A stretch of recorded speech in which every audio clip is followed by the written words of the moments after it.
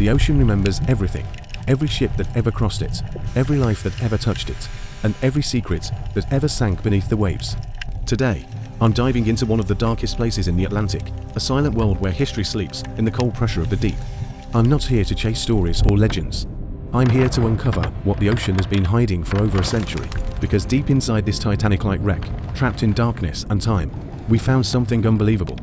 Treasure so bright, so perfectly preserved, and so shockingly beautiful that even now, I still can't believe they were real.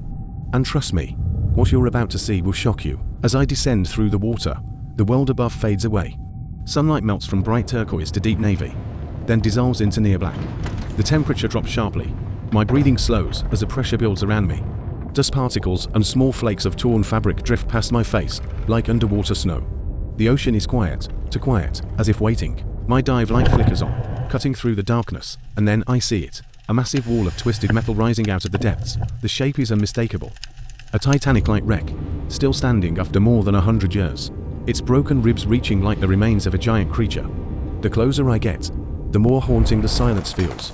I hover at the entrance, a torn opening, where the hole peeled back, and then slowly, I swim inside.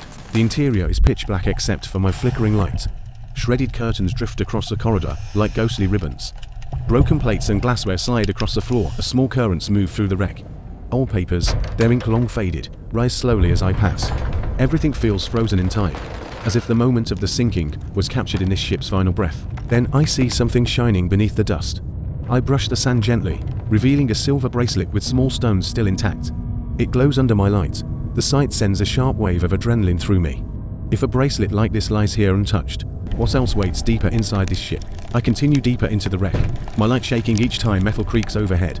In the next hallway, I find a trail of pearls scattered across the floor, hundreds of them stretching forward like a path.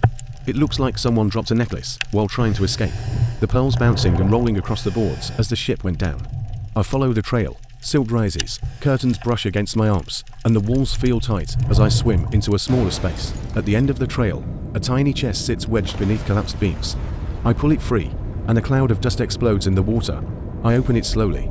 Gold coins spill upward in slow motion, drifting around me like glowing stars. Pearls, coins, and small silver rings rest on crushed velvet inside the chest. It's already beyond anything I expected, and yet this is only the beginning. As I move forward, the wreck opens into a massive room, one that looks like a ballroom or dining hall.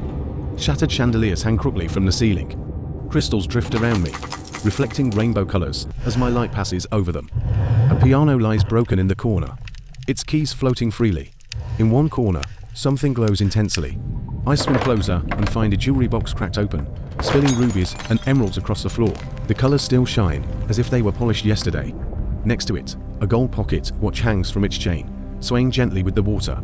It feels like time itself paused inside this room. But the blue glow, the one I noticed earlier, keeps flashing down the hallway. I turn and follow it. This part of the wreck is darker, narrower, and far more dangerous.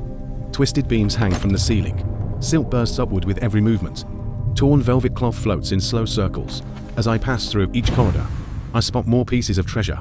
A jeweled hairpin embedded in the wall, a silver crown tangled in metal, a sapphire ring lying inside a cracked floorboard. In one room, ornaments and silver trays float above broken tables. In another, ropes of pearls are trapped beneath debris. Everywhere I look, something shines. The deeper I go, the brighter the blue glow becomes. It reflects faintly across the walls. My heart beats faster. Something massive is waiting ahead. I enter a room deep in the wreck, and there it is, a massive chest wedged between two collapsed beams. It is carved with roses and swirling patterns, still visible under the dust. Thick layers of algae wrap around its sides. From inside the cracks, a soft blue glow leaks out. I brush the lid, and more silt rises like smoke. I open the chest. A burst of light fills the room. Rubies, emeralds, sapphires, and diamonds swirl upward, catching my light and filling the space with color. But beneath all the jewels lies something wrapped in old velvet. The blue light pulses through the cloth. I unfold it carefully, and then I see it, a massive heart-shaped blue jewel surrounded by diamonds. It glows so brightly, the entire room turns blue. This jewel looks almost identical to the heart of the ocean, but larger, richer, and more radiant. I lift it gently, and its weight surprises me. Even underwater, it feels heavy, important, priceless. I continue brushing the velvet aside and uncover two more blue heart-shaped jewels beneath it. One slightly smaller, another tucked deeper under a pile of diamonds. Their glow merges, creating waves of blue light that ripple through the room. I place them together on the velvet cloth. The sight is unreal. 3 massive jewels lying untouched in a ship just for over a century. These weren't normal pieces of jewelry. They looked like royal treasures, crafted with impossible precision. Whoever owned them must have been wealthy beyond imagination. But the deeper I swim, the more I realize the ship is hiding something even bigger. The hallway opens into a huge chamber, the largest room, and the floor is completely covered in treasure. Gold bars sit in heavy stacks, cracked crates leak silverware, and diamond-studded objects. Velvet boxes float open, releasing rubies and emeralds into the water. Pearl necklaces swirl around broken chairs. Everywhere I look, something glitters. It feels like a true treasure vault, a room meant to hold the most valuable items aboard the ship. And in the center of the chamber, a single beam of blue light falls onto a velvet cloth. On it rests the largest heart-shaped jewel I've seen. Deep royal blue, radiant, almost glowing from within. I lift it gently, and the light spreads across the entire room, illuminating every piece of treasure around me. It feels like holding a piece of the ocean's soul. As I begin leaving the treasure chamber, the water around me feels heavier, almost like it's holding onto me. The blue glow from the jewel fades slowly behind me, sinking back into the silence it lived in for over a century. I push forward through the drifting silt, letting the darkness close around the rooms I pass through. Every corner, every hallway, every collapsed doorway feels different now.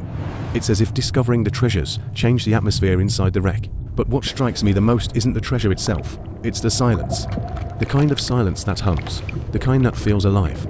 Because even after finding so many jewels, so many lost pieces of history, I know this ocean still holds secrets it hasn't shown yet.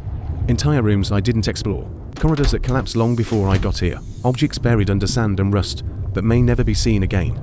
And yet, this dive was a reminder. The ocean doesn't forget. It keeps everything, it protects everything. And it reveals things only when it chooses to.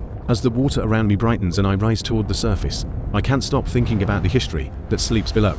This wreck may not be the Titanic itself, but every hallway, every torn curtain, every drifting piece of cloth feels connected to that night in 1912 when the world changed forever. Swimming through those dark rooms felt like stepping into a moment frozen at the bottom of the Atlantic, a moment filled with fear, hope, and lives that were never meant to end that way. The treasures I found weren't just gold or jewels. They were pieces of a story, pieces of people who boarded a ship with dreams, families, and futures. Some of the jewelry still felt warm with memories, like they belonged to someone who held them close during their final hours.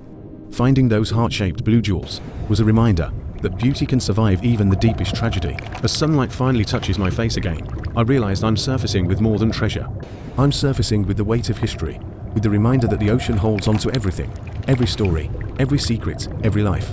And maybe the most haunting part is knowing that out there, across the Atlantic, countless more stories still rest in the dark, waiting to be discovered. Thanks for watching and make sure to subscribe for more videos.